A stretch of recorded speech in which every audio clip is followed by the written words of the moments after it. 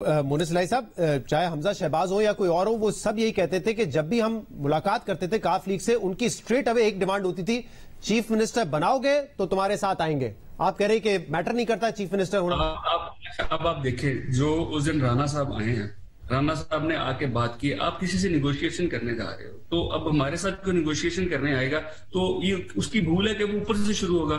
وہ بات شروع کرتے ہیں کہ ہم آپ کو ایک سیٹ دے دیں گے. تو میں نے کہا بندہ گھر آیا ہوا ہے، آپ کو وہ بھی ایک رسپیکٹ کا ایلیمنٹ بھی دینا پڑتا ہے. تو ان کو میں نے کہا جی کہ ہم بات اگر آپ نے شروع کرنی ہے تو آپ یہاں سے شروع کریں، باقی پھر آپ سارا کچھ سامنے رکھیں، ہم پھر آپس میں ڈسکس کریں گے. اور ہم نے آپس میں ڈسکس کیا ہے، شجاعت صاحب نے، پارٹی نے.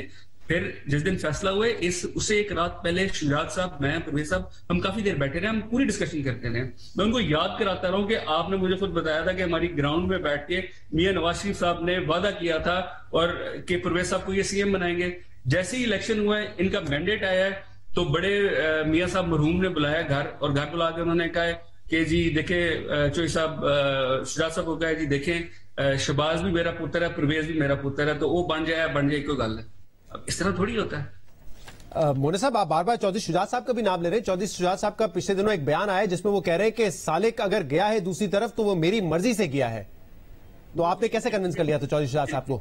وہ ایک ایڈیٹڈ بیان تھا، وہ ایک شرارتی ایلیمنٹ ہے، انفارچونیٹلی ہمارا عزیز ہی ہے، اس نے یہ ایڈٹ کر کے بیان چلایا تھا. کیونکہ اس کے بعد ہی شجاعت صاحب نے مجھے بتایا یار میں تو گل کی تھی نہیں پوری، میری پوری بات تو فرق تھی.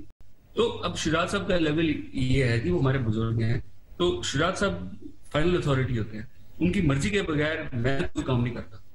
تو چودھری شجاعت صاحب نے آپ کو کہہ دیا ٹھیک ہے آپ پاکستان تحریک انصاف کے ساتھ رہیں، اور اپنے بیٹے سالک کو کہہ دیا کہ آپ رہیں نون لیگ کے ساتھ؟ شجاعت صاحب نے ایسی کوئی بات نہیں کی. دیکھیں اب حالات یہ ہو گئے ہیں نا جی کہ ٹائم کے ساتھ چیزیں چینج ہو گئی ہیں، فیملیز گرو کرتی ہیں، ڈفرنس آف اوپینین آ جاتا ہے، ہر گھر میں ہوتا ہے. جی صرف ہمارے ہر گھر میں ہوتا ہے، آپ کے گھر میں بھی ہر جگہ ہوتا ہے یہ کہ ایک بچہ ہے، اس کی سوچ ہے. اب ہماری تو کوشش یہ ہے کہ اگر کوئی بچہ کوئی غلط سٹیپ لے تو اس کو روکیں اور پھر اس کو کنونس کریں کہ یار یہ ہمارے پوری فیملی کی اور آپ کے اپنے انٹرسٹ میں بھی نہیں ہے. تو وہ انشاءاللہ آپ دیکھیں گے عنقریب. تو وہ بچہ جس نے غلط سٹیپ لے لیا وہ سالک صاحب ہے؟ نہیں، وہ سالک صاحب نہیں ہے، وہ ہے ایک اور نوٹی قسم کا بچہ ہے جو ایسوسیٹڈ ہماری فیملی سے، جس کی ساری شرارت ہے. اچھا، چیمہ صاحب تو نہیں وہ بچہ؟ طارق چیمہ صاحب؟ چیمہ صاحب تو بزرگ ہیں، ہمارے بزرگ ہیں، ہمارے ساتھی ہیں. چیمہ صاحب تو ہیرا آدمی. اچھا، تو مطلب ویسے رشتہ داری آپ کی سالک صاحب سے ویسی ہے، آپ کہہ رہے ہیں کہ ہیرا آدمی ہے، وہ بھی آپ کے ساتھی طارق صاحب، لیکن انہوں نے سیاسی فیصلہ الگ کر لیا ہے فور دا ٹائم بینگ.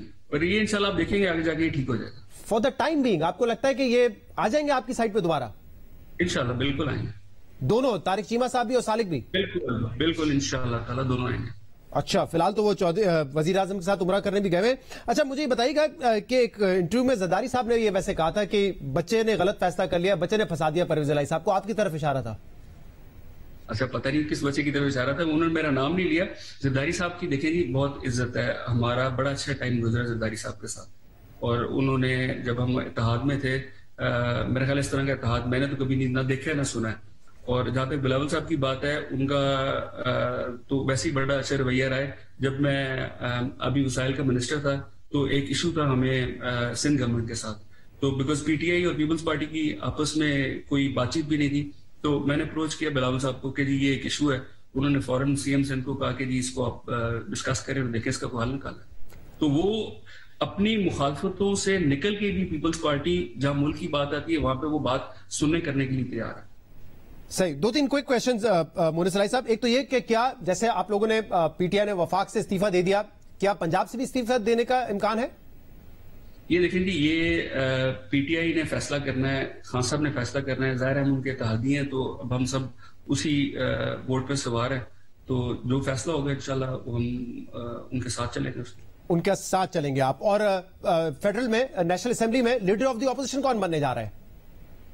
اس میں جی ہم نے جو ہے نومینیٹ غوث بخش مہر صاحب کو کیا.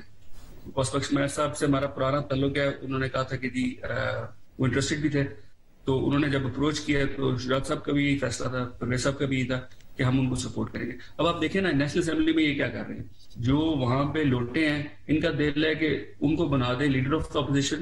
تاکہ کیوں بنا دیں؟ تاکہ نیب کے چیئرمین، الیکشن کمیشن पूरी की पूरी कहानी जो है ना वो सारी अपने हाथ में रखें, हुकूमत भी करें, अपोजिशन भी करे और दबा के करें जो ये हमेशा शरीफ ब्रादरान करते हैं।